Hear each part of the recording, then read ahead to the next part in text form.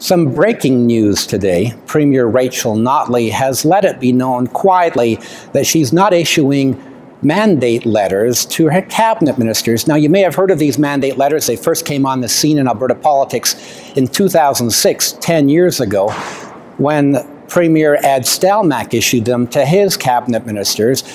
They could be pretty vague, but they also could be very specific, outlining goals and responsibilities for each cabinet minister.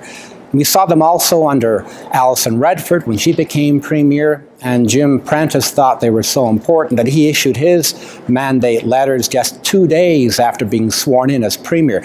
We're also seeing them on the federal scene for the first time under Prime Minister Trudeau. Also, we've seen them in Ontario under Kathleen Wynne.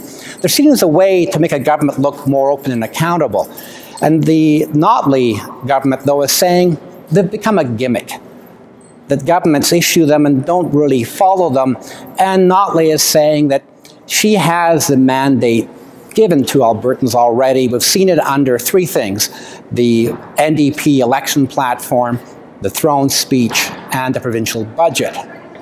But by not issuing mandate letters, Notley has also opened herself up to criticism by the opposition. The Wild Rose, for example, is saying the government's trying to hide something, or at least they think the government's trying to hide something.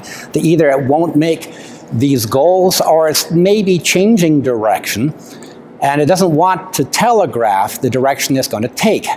And so there's a bit of a conspiracy now, because this government is in some ways is being apparently less open and accountable than even the old PC government. I'm Graham Thomson for the Edmonton Journal.